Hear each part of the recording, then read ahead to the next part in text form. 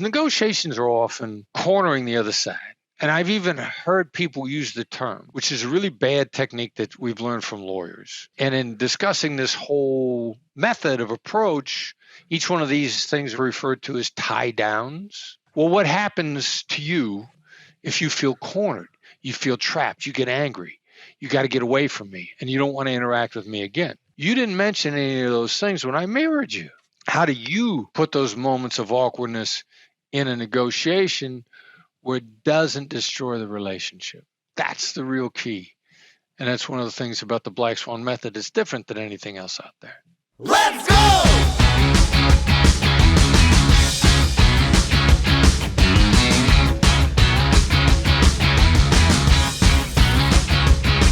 Let's go!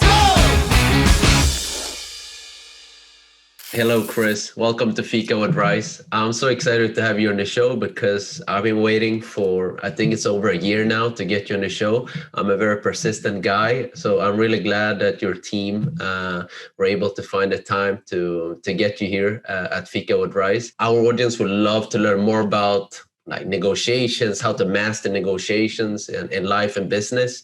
And we normally start each episode with some rapid fire questions. It has become a new tradition here at Fika with Rice, and our audience love it. It goes like this. I'll make a statement and then you'll finish the sentence. Does that make sense? Ooh. Yeah, am I allowed to repeat the statement? Yes, you are. All right, yeah, let's do it. If I could go back to my 20-year-old self today, I would do... If I were to go back to my 20-year-old self today, I would just tell him to just be a little gentler, a little nicer. You know, don't change your values or the things that you stand up for. Just do it in a little more palatable, acceptable, nurturing way even. That's a very wise advice. The biggest mistake I made when I was 20-something was... Probably thinking, you know, at different points you arrive. Nobody ever arrives. And so just taking that out of my thinking might have made it easier for me to get caught a little less off guard, because I had moments where I thought I arrived and you find out it's really just a plateau and there's another mountain ahead of you. Do you mean in the sense that, okay, I made it, you know, like this is it, hitting the jackpot? Is that what you're referring to? Yeah, or, you know, I think if you think you arrived, maybe you think the struggle is over, or maybe, you know, it's smooth sailing from here. No, it's not. I mean, you're at a new level and you got to learn new things. Maybe you get a short break, but, you know, yeah, the mountaintop is really just a plateau. I love that. I think that resonates a lot with me. And I think that I know that you did martial arts when you were in college and that you injured your knee. Well, I'm a jiu-jitsu geek, Brazilian jiu-jitsu. And one thing that the older belts have told me is that it just gets harder the higher belts you get. And the hardest one is the black belt, because that's who everyone wants to beat, so to speak. Wow, interesting. Yeah. Yeah, I don't know. Did you find that reassuring when they told you that it just gets harder, or how did you react to that? I don't find it reassuring at all. I find it like a challenging journey ahead, you know. So finding out that it just gets harder inspires you. I think so, yeah. It inspires me. All right. Yeah. How about you? Yeah, I like that idea. Yeah. Yeah. The best advice I received from my mother was... The best advice I received from my mother was work hard. Be honest, live up to your word, pitch in. Pitch in, I guess. Do you refer to helping others, helping your family, your team, your community? Yeah, you know, by pitch in, what I mean is, like, I come from a pitch in community, you know, a small town, Midwestern Iowa boy. Okay. And culturally, I guess they're different attitudes. And like one thing that I noticed in Los Angeles is very much a guest community. You know, you show up at somebody's house, you bring a bottle of wine, you come in, you sit down, you expect to be wined and dined. They're going to make dinner for you, you know, depending upon how much money they have. They get people that are there setting up for you. Yeah. Like where I grew up in, you show up at somebody's house for dinner, you know, help set the table. Look around, see what needs to get done. You see people that are working on something, don't even ask. You know, look around, figure out how to pitch in. One of the core values of the Black Swan Group is that, you know, we're blue collar, and that's a lot of what we mean by that. You know, pitch in, pay attention to what's going on, figure out what needs to be done, start helping. I love that. My parents, they were blue collar workers in Sweden. They worked in a factory and in a very small town in the southern part of Sweden. A lot of people, blue collar workers there. And I can definitely resonate with that. We have that type of culture there too, you know, where you're like, when you're a guest at somebody's home or I don't know, somebody's working on something, you go there and help out or setting the table, like you're saying. I think that that's a really, really good trait. So. Thanks. Yeah, blue collar is an attitude, right? Let's get it done. I think together. so. The best advice I received from my first boss was. Wow, the best advice I received from my first boss. I'm trying to think of who I would designate as my first boss to start off with. Could be any boss. My first boss was my dad. I went to work for my dad early on. Everybody in my family did, and then while I was working for him, there was another guy gave me a job temporarily pumping gas. I think he expected a lot of me. The guy that gave me the job pumping gas wanted me to think for myself, put a lot of trust in me. And then we're on a police department, a couple different sergeants. They wanted me to work for them, recruited me. And so I think overall it was just like, figure it out. Probably the theme from all of them was pay attention, figure it out, be smart. Okay. Figure it out. Figure it out is probably it. That would probably be the recurring theme of all those guys. Figure it out. Be resourceful, so to speak. Be resourceful. Yeah. Okay. My advice to 18-year-olds out there today. My advice to 18-year-olds is you're getting ready to enter the most phenomenal phase of your life, where you're the most powerful and the most creative that you could possibly be. It's going to last from about 18 to probably about age 23, 24, 25. You're going to be tempted to start to coast from there. Don't. Think about what it's like to be alive in that time frame. Relish it, live it, understand your core values, lock them in, keep learning, and keep doing that for the rest of your life. Because a lot of people start to slow down, their late 20s, early 30s, they start to coast. They start to think like they've known it, they've accomplished it, they've achieved it. And they really lost what gave them the phenomenal power from the age of about 18 to about 24, 23-ish. Pay attention to what's going on, don't lose it. Wow, it's really powerful, Chris. Thank you for sharing that. And, leading up to this show, I did my homework, listened to hours of previous interviews you've done, read up blogs and interviews that you've been doing. And a common thread that I found among all the things that I've done, like in this homework, is that I found this wisdom. Exactly what you said right now. Where does this wisdom come from? Like this wisdom of psychology or just wisdom of life? I think I just like to learn. I like to learn. I like to get better. I like to get smarter. I've always loved ideas. I think if anything, I just love to learn stuff. I consider myself remarkably untalented. I wasn't gifted with a high IQ, which I actually think is a disadvantage. I wasn't gifted with a great family tree or great social educational connections. I don't look like Brad Pitt. I wasn't born to wealth. I've taken great pride in being able to outperform people that were born with all these advantages, all of the privileges that people were born with that I was not. I don't resent that I didn't have those privileges. I just enjoy outperforming those people.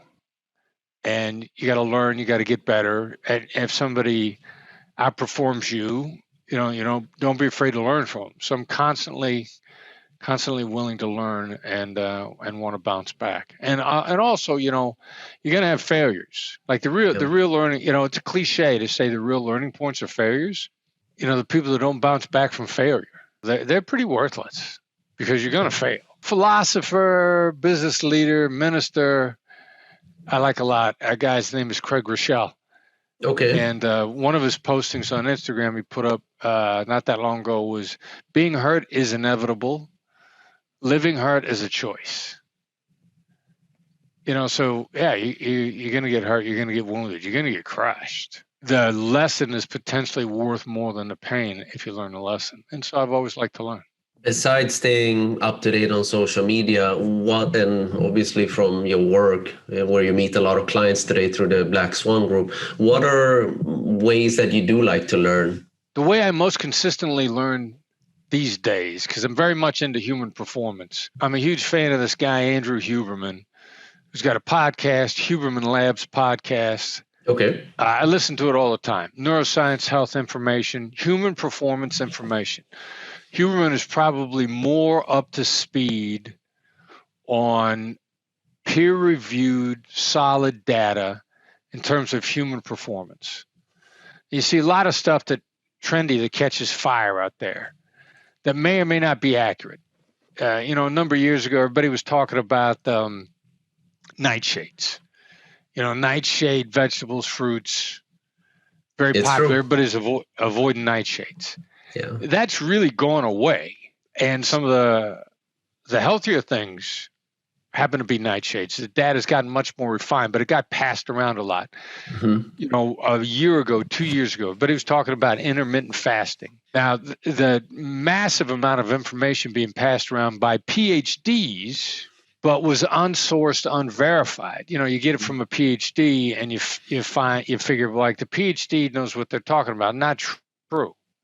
They're passing along word of mouth, unsourced information. The thing I like about Huberman is he'll give you his sources for his data. He searches for solid research in peer-reviewed journals.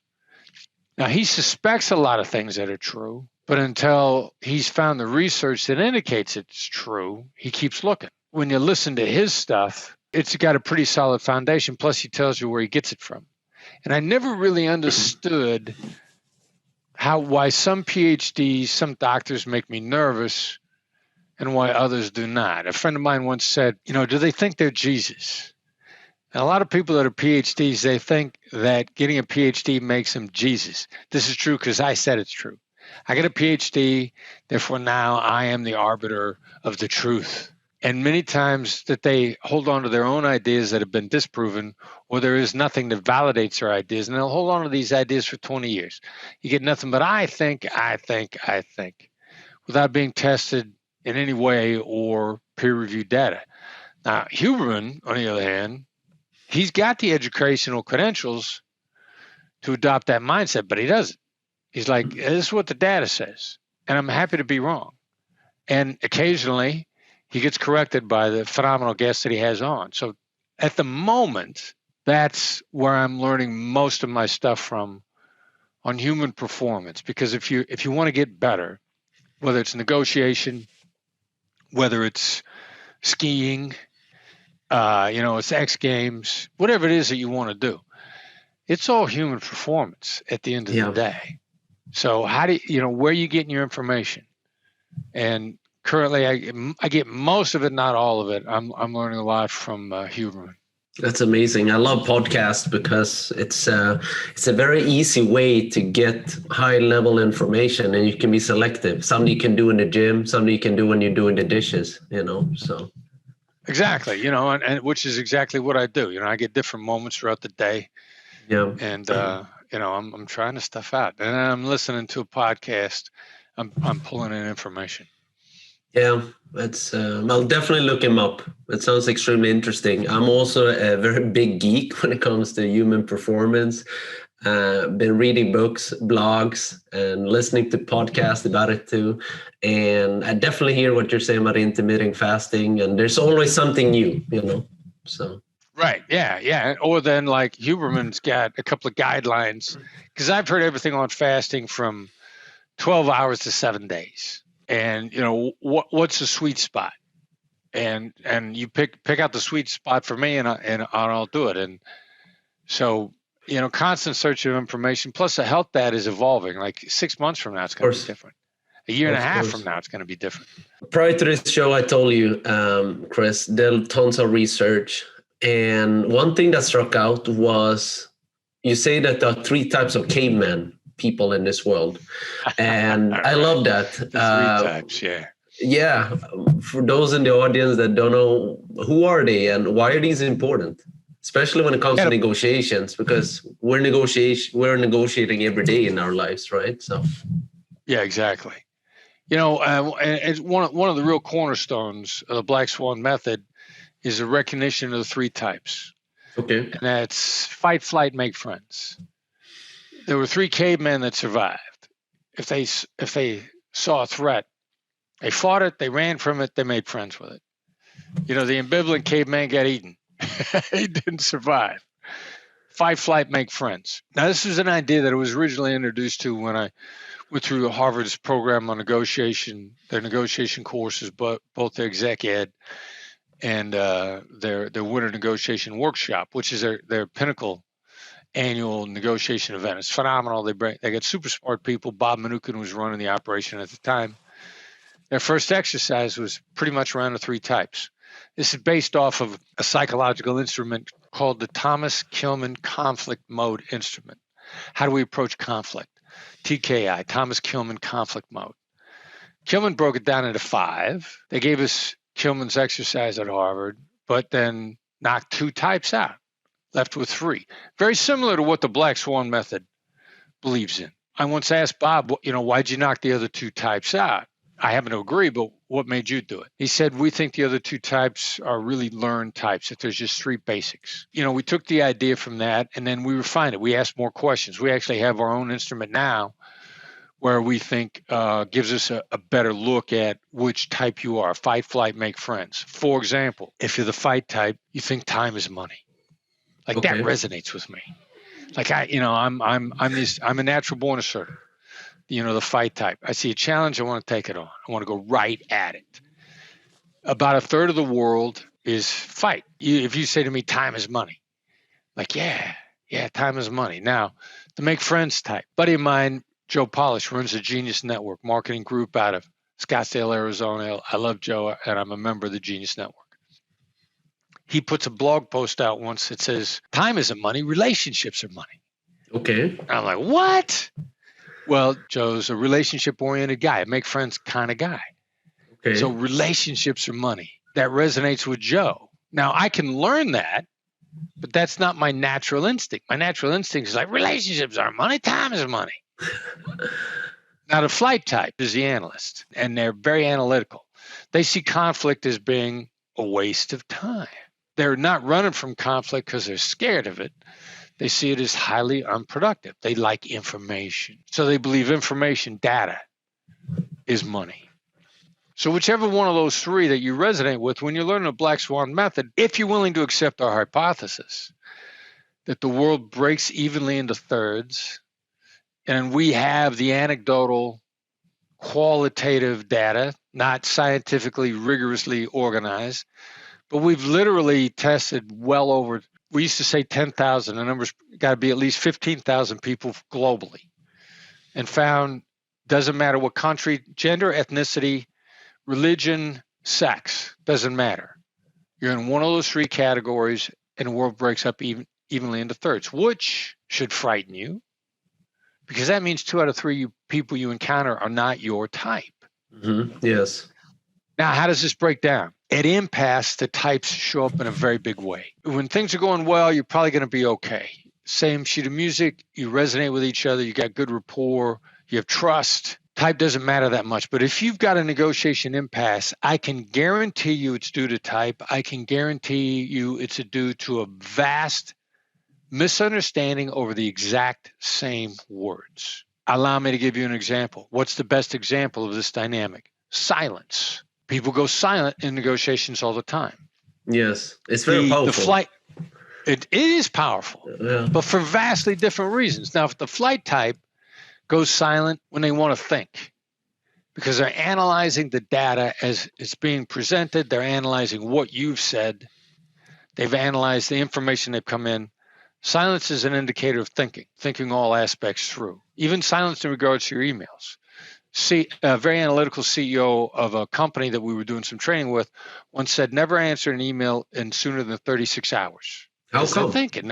Now, because he's thinking everything through that he's going to put in the answer. Now, you send an email, you want to answer back today. The guy's gone silent on you. You're like, oh, my God. Now, if you're a make friends type, silence is what you do to signal fury, the silent treatment. The meanest thing a make friends type can do, in their mind, the cruelest thing is to go silent, because when they're furious, that's what they do. Now imagine the mismatch here. The analyst is happy for the silence because he's thinking. And the make friends type, the accommodator, is horrified and going like, oh my God, it's horrible. My counterpart is furious at me. That's where these mismatches begin to come. So if there's impasses, if there's an impasse, it's probably due to type. Now, what's the answer? One of the negotiation skills that my company teaches, and also in finding out about these three types, what we did in our polling, we just didn't leave it there, because, what good is it to know that people are three types? Now what do you do? Fine, all right, I'm willing to accept that there might be three types, but if you don't tell me what to do about it, you're wasting my time.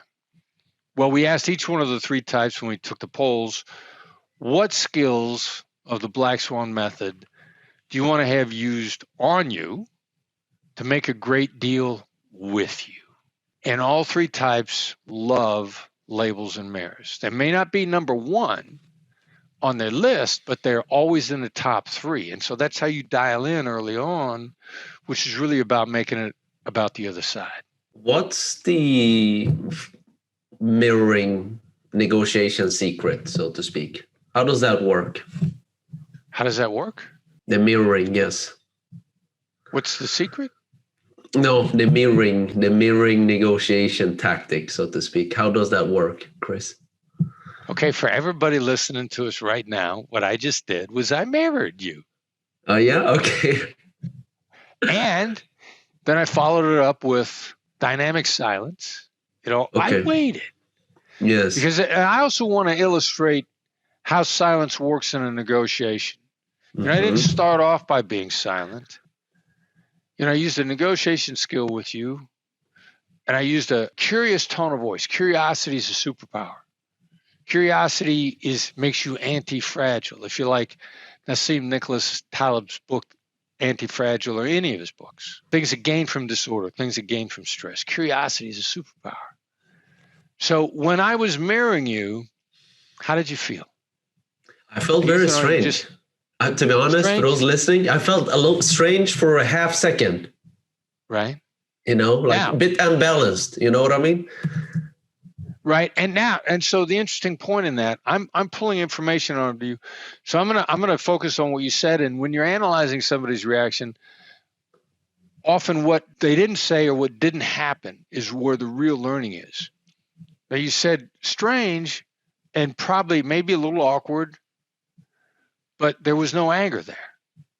Now, no I pulled anger, some more information out of you. You didn't say you felt cornered. Even though you were uncomfortable, you were still talking with me. And I was triggering thoughts in your head and getting expansion from you in your head. Because negotiations are often cornering the other side. And I've even heard people use the term, when people are interested in only asking questions where the answer is yes, which is a really bad technique that we've learned from lawyers. Never ask a question you don't know the answer to in advance, and the answer's always got to be yes. Isn't it true that you're in Barcelona? Are you willing to admit that you have a podcast? All that kind of stuff that we're taught that lawyers want us to believe is good, which is really bad. And in discussing this whole method of approach, each one of these things are referred to as tie downs in the yes momentum, which is a really bad strategy, which Harvard still teaches. One person say to me, like, when I learned that in law school, they called it cornering. Well, what happens to you if you feel cornered? You feel trapped. You get angry. You got to get away from me, and you don't want to interact with me again. You didn't mention any of those things when I mirrored you, because I'm trying to get more information out of you. Yeah. So you asked me about mirroring. It's a perfect opportunity for us to just not to define it for your audience, but to show it a little bit. The old phrase, feed me and give me food and you feed me for a day. Give me a fish and you feed me for a day. Show me how to fish and you feed me for a lifetime. Yeah. What you're trying to do and what I'm trying to do is show people how to feed themselves for a lifetime. It's true. And one of the ways for a mirror is to engage the other side and maybe get them to tell you stuff without making them feel cornered or trapped. trapped or giving them a feeling, because there's going to be moments of awkwardness in any negotiation. Now, how do I put those moments of awkwardness? How do you put those moments of awkwardness in a negotiation where it doesn't destroy the relationship? That's the real key. And that's one of the things about the Black Swan method. It's different than anything else out there. I'm just digesting what happened. It's very, very interesting, this technique, Chris, because I would use the word unbalanced. For those listening, the way I was feeling was, okay, we're just standing talking to each other. And suddenly I felt unbalanced. I'm like, okay, I'm trying to get back to where I feel grounded, so to speak. Very powerful technique. You felt unbalanced. What I feel when somebody mirrors me is I feel drawn towards them. Okay. I do feel a little awkward. I do feel a little unbalanced, but I don't feel angry. No, I don't feel not at all. trapped. Not at all. No. And so while I'm unbalanced, I mean, how often do you feel unbalanced and it doesn't scare you? Because the definition of losing your balance is a very scary thing. You know, like those silly trust exercises we see all the time on TV and movies, like fall backwards because it's going to scare you. Yeah. And you want to see if somebody's going to catch you. So you felt unbalanced, but you weren't afraid, which none of the negativity, because negative thinking makes you dumber. I mean, it actually makes you dumber. You're 31% smarter in a positive frame of mind, which by definition, if you're in a negative frame of mind, makes you dumber. So how do we get into an interactive, collaborative relationship where you're smarter and we collaborate better? You know what? That reminds me of my vacation in Italy last year, Chris. All right. And it was me and my wife's. Every year we go on an annual trip. Like during the week, we got married a few years ago. Congratulations. And we said, thank you very much, Chris. And we stay in this 4-star hotel. It was not our first choice, but you know what? We'll stay here for half of the trip, and the other half will stay in this very, very nice place. Anyway, the first night, which happened to be our wedding anniversary day, she wakes up in the middle of the night and she sees a cockroach. Obviously, she gets really emotional, angry, scared, disgusted, you know. And my first reaction is, okay, I'm going to catch it. You know, so I catch it, and she's like, "Where are you going?" Yeah, little caveman in you, right? Yeah, a little caveman. You're protecting your mate. You know, there's a threat. You're attacking the threat. You probably would have got a spear if you needed to, right? Very, very impressive. So I catch the cockroach, and she's like, "Where are you going?" I put on my flip-flops and I go down to the reception. I'm like, "I'm going down to the reception because I need proof when I speak to them about this incident." Yes, right. So I speak to them, and I'm in a very calm manner, because the way I'm thinking, Chris, is if I'm the night shift manager, somebody comes down, well, they probably need to show me a proof, right? So I come down, I show the proof, and they're like, okay, well, we'll change the room for the night. Let's talk about this in the morning. My wife, she's still hysterical, like, no way, I'm sleeping in a car. Anyway, we get into a new room, and I'm like, you know what? Let's just relax. Let me think about this for a bit. Half an hour later, I'm like, you know what? This is how we're going to do. I've saved the cockroach. It's there. She's obviously still disgusted, and I'm thinking about a solution. And my solution, Chris, is you will tell me if this is a good way. I said, all right, tomorrow morning, I'll go down to the reception. We'll pack our bags now, so we're ready to go. We've already prepaid everything. So the worst case scenario, they're just gonna say, you know what, you're not getting your money back. So we must be ready to lose that. But I said, okay, if I were in their shoes, they would want to have repeat customers, right? They would not want to have this like all over the internet, that people have found cockroaches in their rooms. So I went to talk to them in a very calm way. I said, this happened last night. This is what we found. I showed them, and I said, can we do this? I told the on-site manager, can we do this, that we get our money back? We'll pay for the first night. We get the money back for the rest of the trip. And we let this like slip, and we don't write anything online. Nobody knows about this, and we can carry on. And you know what? That person called the owner of the hotel, and they let us leave. They returned the money. And that was the end of the story, Chris. How was that negotiation?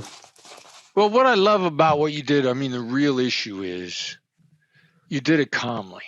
That's really the first thing. One of the Black Swan rules is never be mean to someone who could hurt you by doing nothing.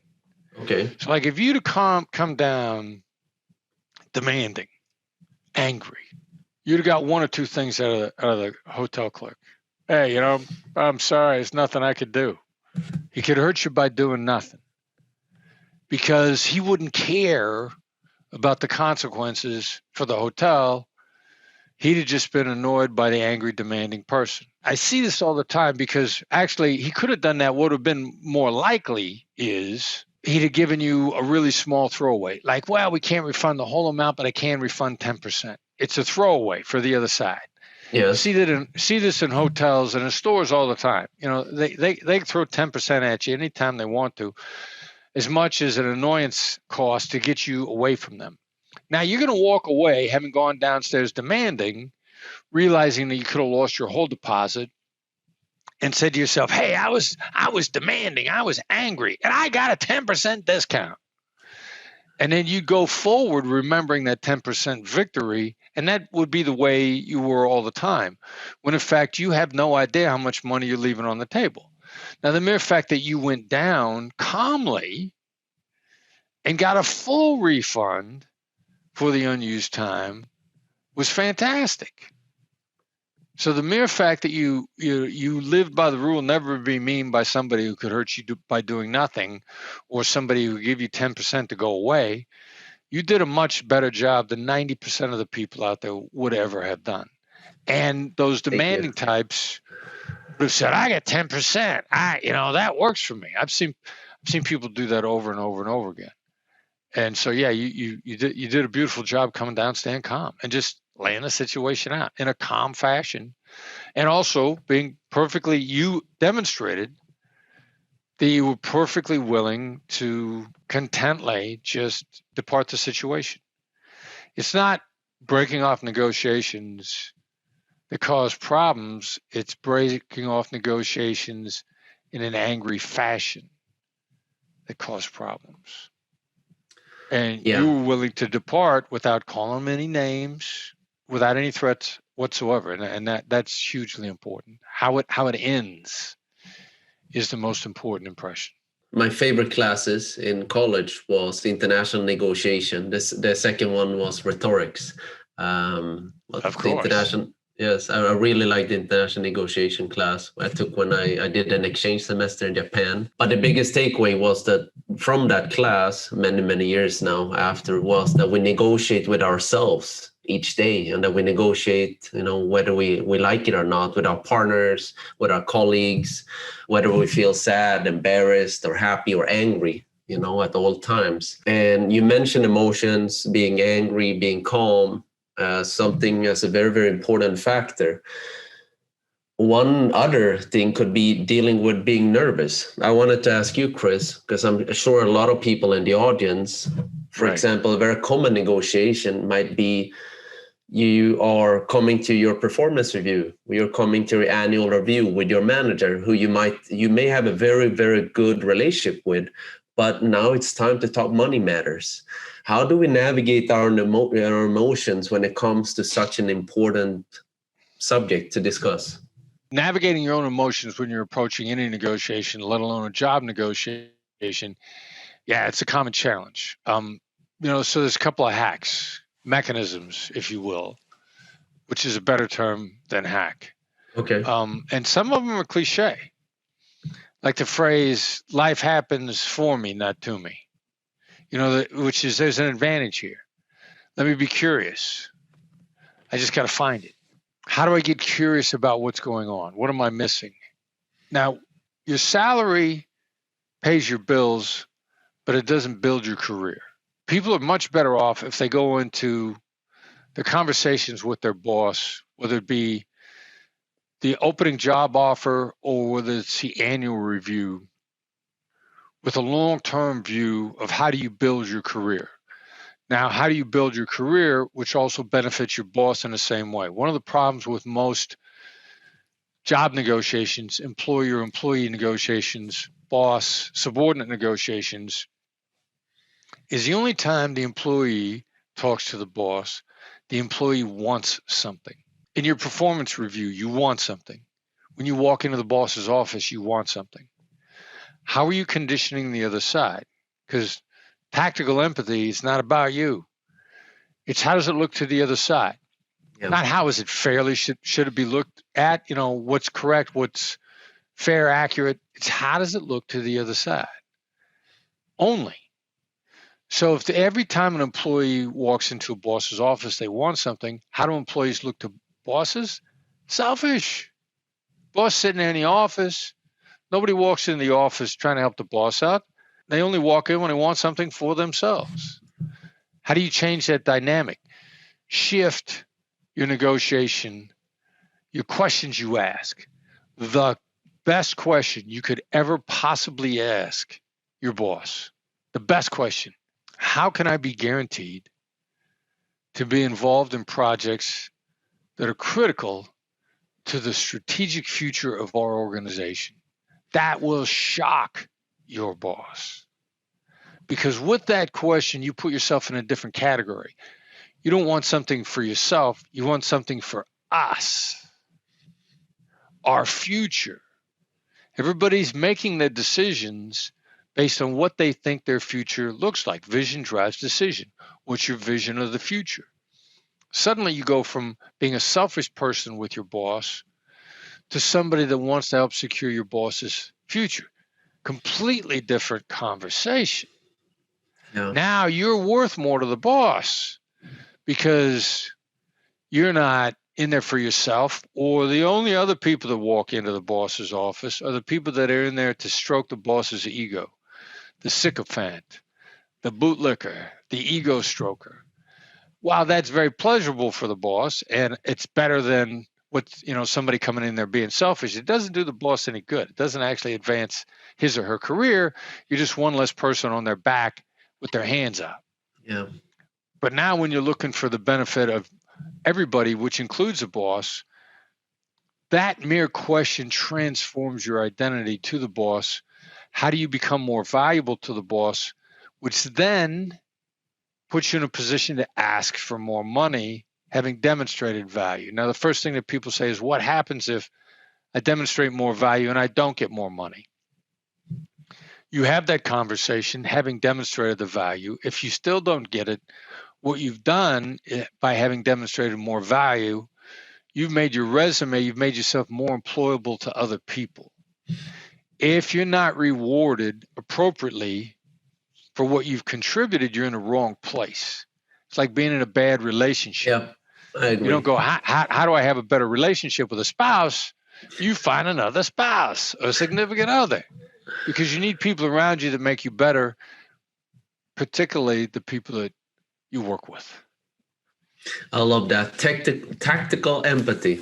So coming into the negotiation with, all right, what does the other party want, so to speak? And then asking questions, addressing that, which basically shifts your position from, if I may use left to right, or from the employee, whatever position you have, to a little bit higher, because you're thinking strategically for the good of the team and the company. Right, exactly. And your question, what does the other person want? You can guarantee that what they want is a better future.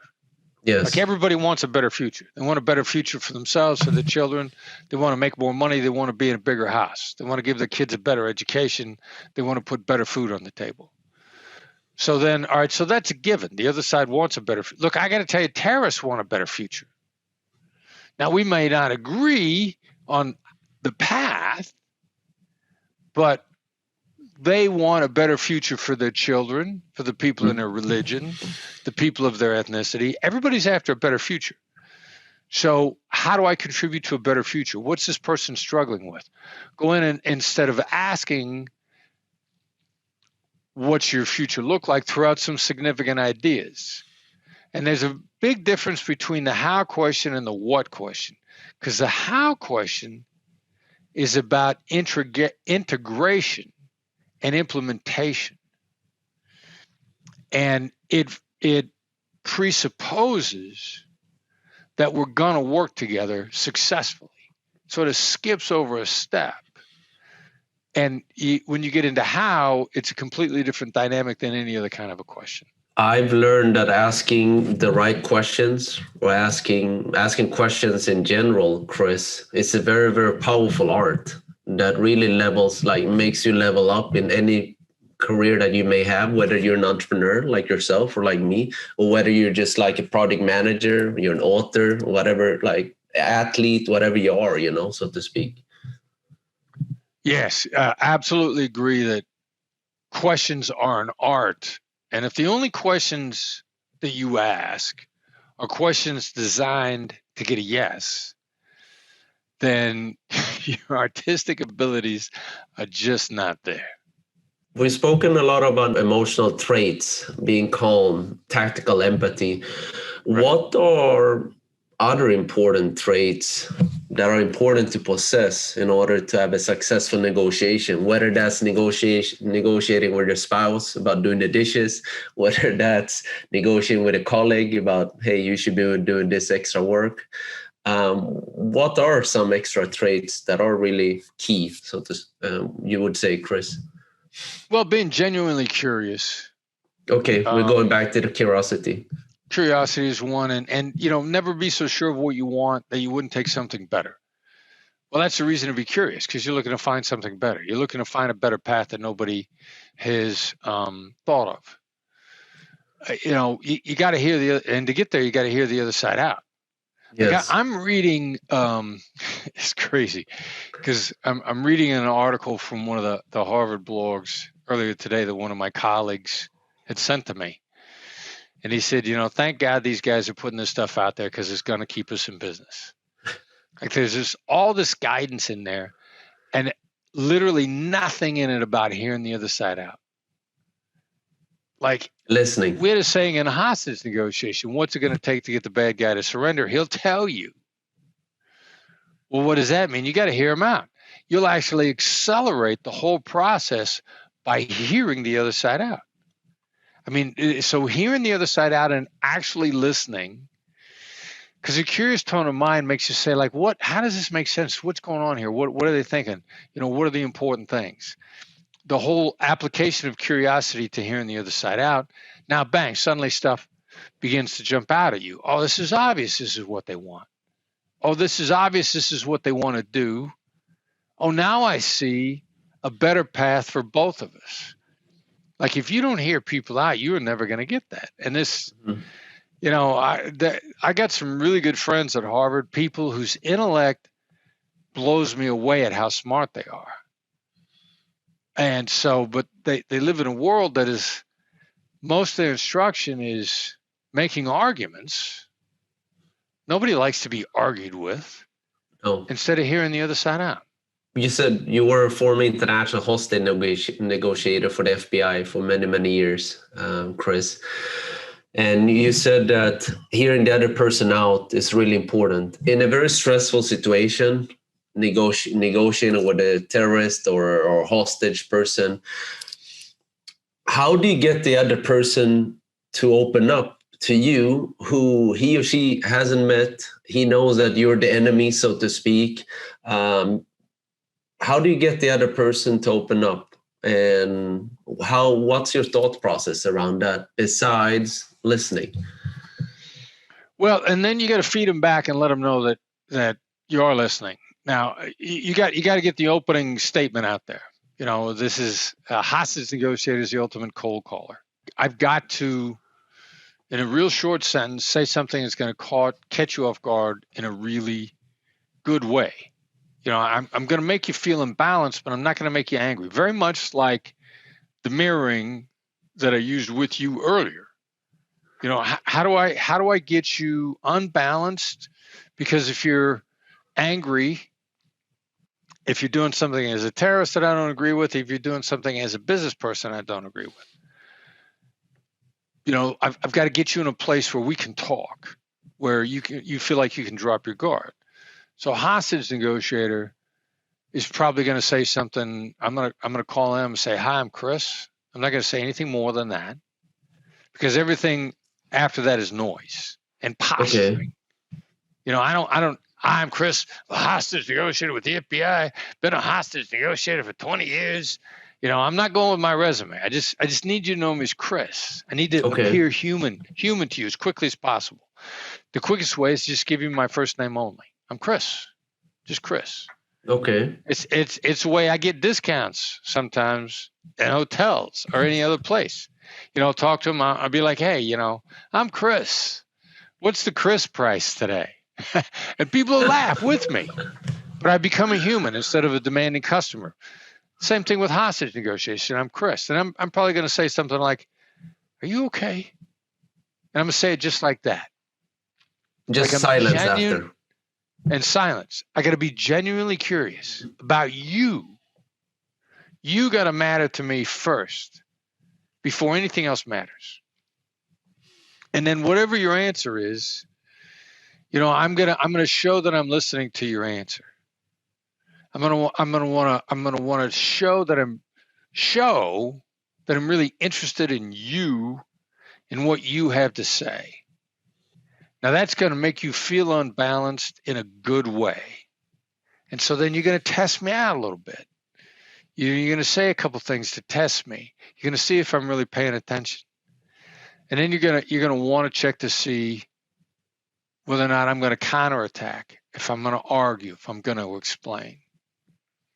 And as soon as we get a dynamic going of back and forth, and truly back and forth, like I'm not just waiting for the opportunity to speak when you're talking, I'm actually listening. And I'm actually going to check in with you. All right, so this is what I'm hearing. Sounds like you think that there's been a succession of American governments that have been anti-Islamic for the last 200 to 300 years. And they're going to go, yeah. Mm-hmm. Now, the important thing about that from an empathy point of view, because we talked about this a little bit ago, it's not about you. What is it to the other person? I never said I agreed. I said, you think this. You feel this. And you're going to be like, yeah. And you're going to be interested. And you never would have been fooled, because I never would have said, well, I felt that way. This feel, felt, found nonsense that's out there. I feel like the same way you do. I felt that way before. Here's what I found. I mean, that's just such nonsense. I used to think that the American government was anti-Islamic, but then I looked into it more closely, and what I found was they respected all religions. So why don't you let the hostages go? No, that ain't going to work. That feel, felt, found nonsense is just nonsense. I mean, some of these negotiation tactics, hostage negotiation tactics, what are some that you use on a daily basis, Chris? I use them all on a daily basis. Can you give an example, something that happened yesterday, for example, or the day before? Yeah, well, the skill that's most in use and most powerful is labeling. It seems, it sounds, it looks. You seem, you sound, you look. Especially on stuff where the other side's negative. Okay. It seems like you feel backed into a corner here. It's probably going to seem like I'm a demanding jerk that wants something for nothing. I'll call my cell phone provider to try to get a better deal. I know it's going to seem like I'm some demanding jerk that wants something for nothing. And when I'm looking for an upgrade in the hotel, I'll say, I'm going to seem like another demanding hotel guest that wants something for nothing. I'm going to seem like a jerk. I'm going to seem selfish. When I ask you this, it's going to seem like I'm just cheap. These are all versions of the label. So what the other side's negative reaction is or is going to be. It's the stuff that you would want to deny. I don't want you to think I'm cheap. I don't want you to think I'm demanding. You could reel those off the top of your head easily. The 2 millimeter shift is, instead of denying them, mm-hmm. labeling them. It does seem like I'm a jerk. It feels like I want something for nothing. This is being very proactive in getting negatives out of the way. And it's only second nature to me because I do it all the time. So I'm discussing with one of my employees. I'm going to seem like I'm breathing down your neck here. It's going to seem like I'm demanding. It's going to seem like I don't appreciate the work you've been doing up to now. It's going to seem like I'm blaming you for something that's not your fault. I got to throw that stuff in all the time. And then you come with the ask, so to speak. Then I got to let it land. Okay. And I got to see how they react.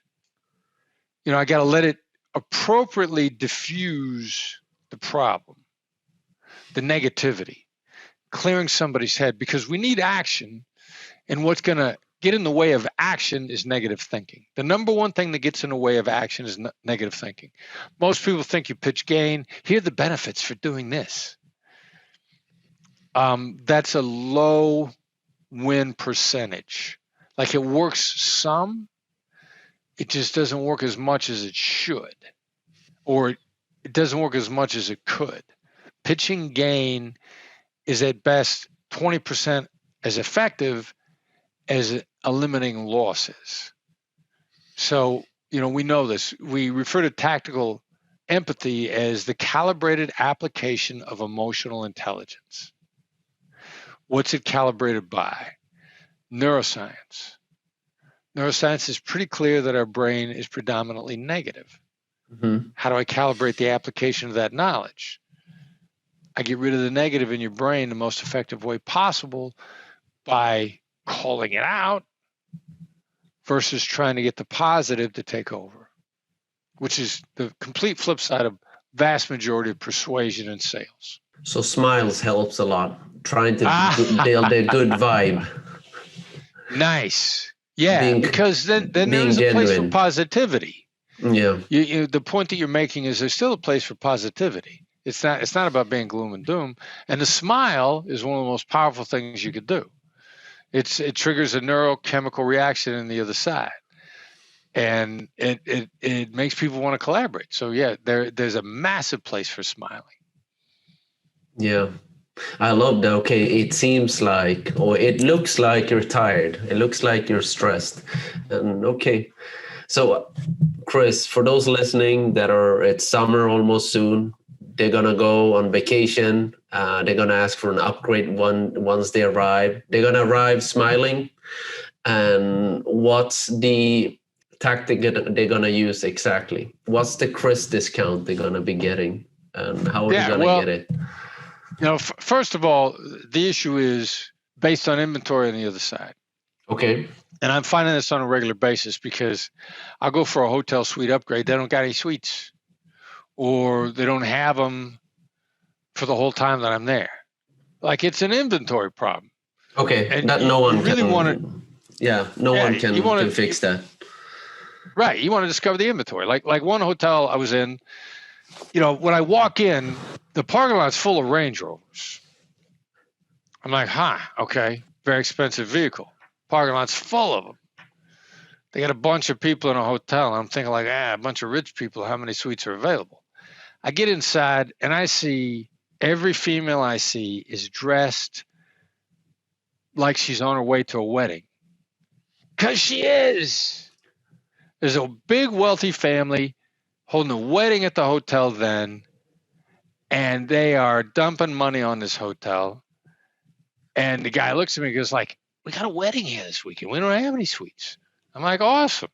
But I need to know what else you got other than the suite upgrade.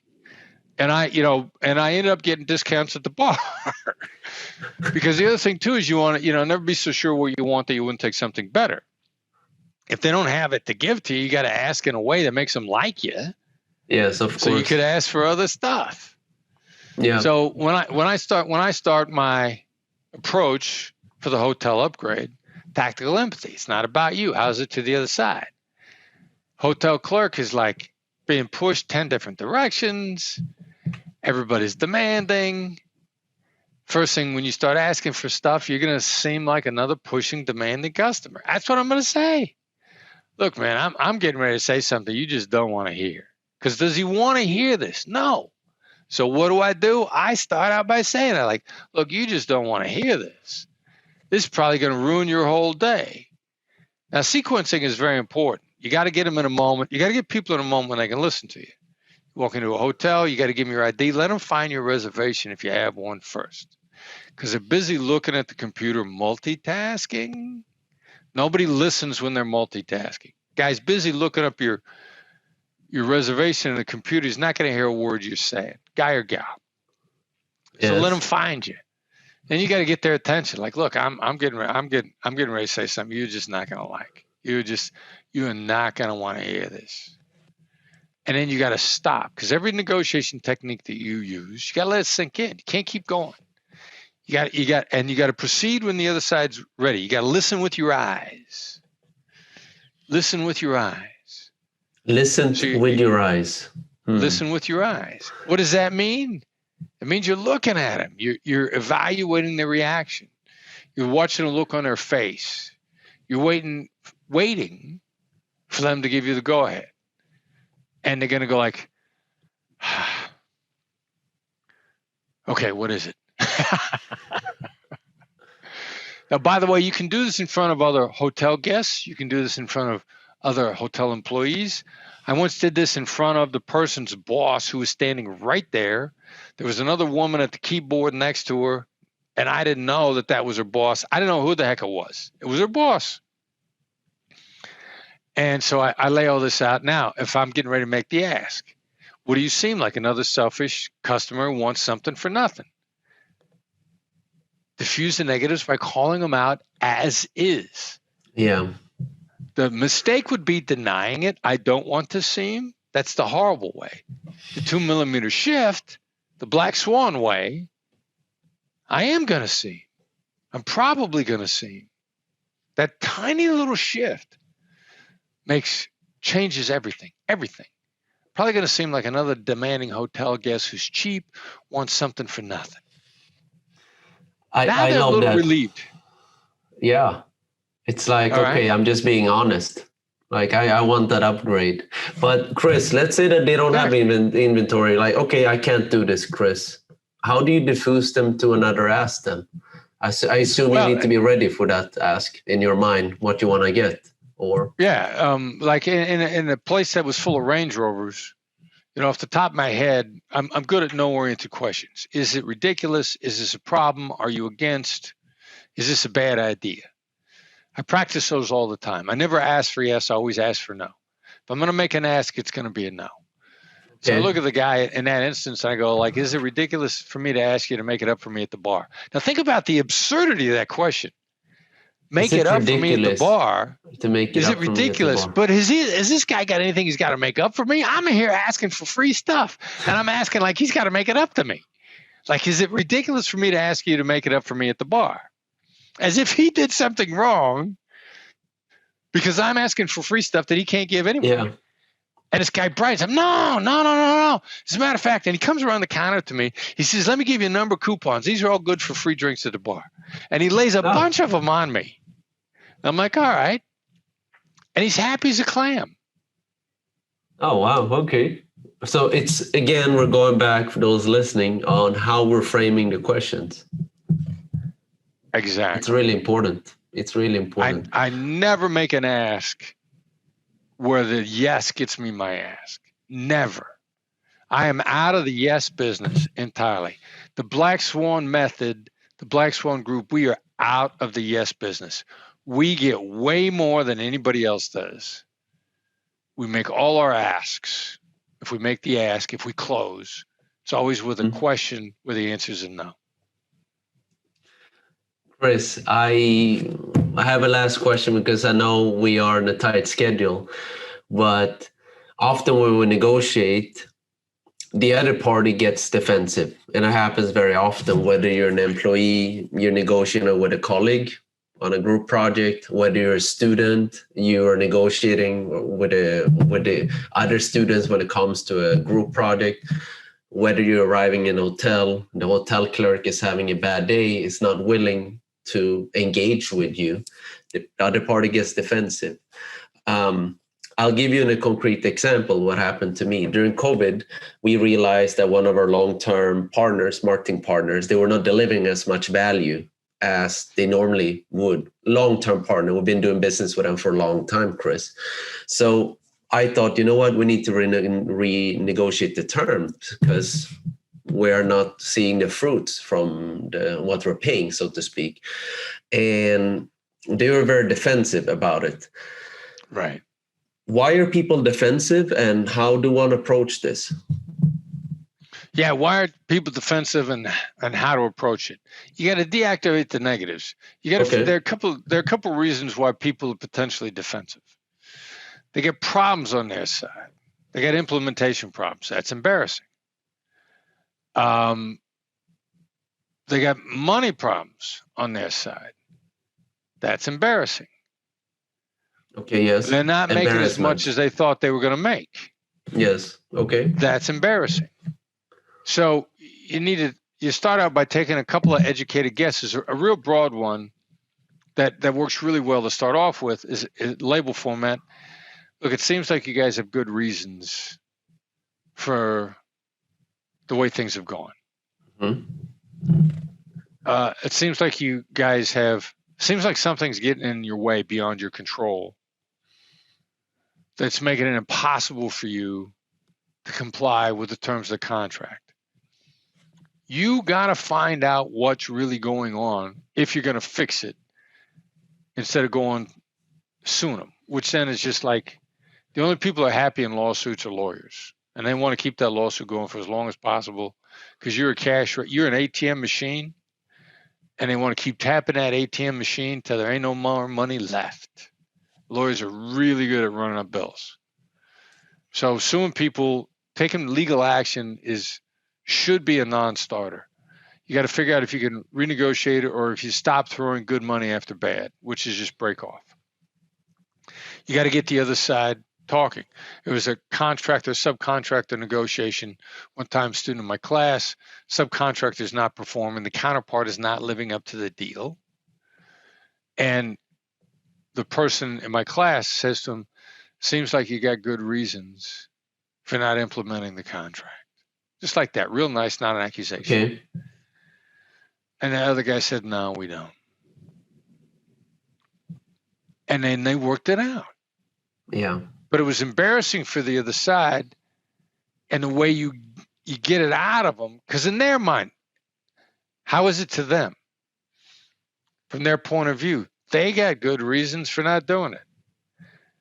Or, no, I don't. But you need people to be honest with you to level up. And the only way you do that is to come at them from a non-judgmental perspective. And using it with a label is even better than saying what's getting in your way or what's the problem. Yeah. Okay. Which would normally be good questions, but in a situation where people are very defensive, questions are only going to make them more defensive. And so you shift from questions into labels with the same kind of information, use the right tone of voice. And if you're going to get it out of them, that's the best way. There's no guarantee of success. What there is a best chance of success. And the calibrated application of emotional intelligence is the best chance of success. Labeling seems, what I'm hearing, Chris, to be a very powerful technique or tactic. Yes. If you're a manager or entrepreneur or CEO and you're speaking perhaps with an employee who's not performing because that employee is embarrassed, right? And as a CEO or entrepreneur like yourself at the Black Swan Group, you might have someone who's had a bad year. That person is embarrassed. As an entrepreneur, CEO, you have a lot of questions. You need answers, right? So you were saying diffusing with labeling, and then questions comes later. Yeah, exactly. And how have you designed your questions? And labels is a great two-way street. Like, you'd be shocked whether you're talking to employees or whether you're talking to your employer. Yeah. Labels work two ways. They're one of the best emotional intelligence skills to draw out information without making someone feel defensive. It seems to I mean, for those that are married or in a relationship, it seems to be an amazing technique as well. It actually works really good in relationships. Yeah.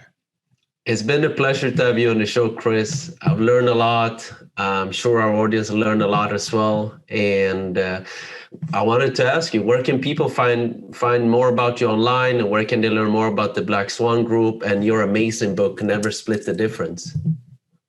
Yeah, thank you very much. The best place to find out about the Black Swan Group is at our website, blackswanltd.com, BLACKSWANLTD.com.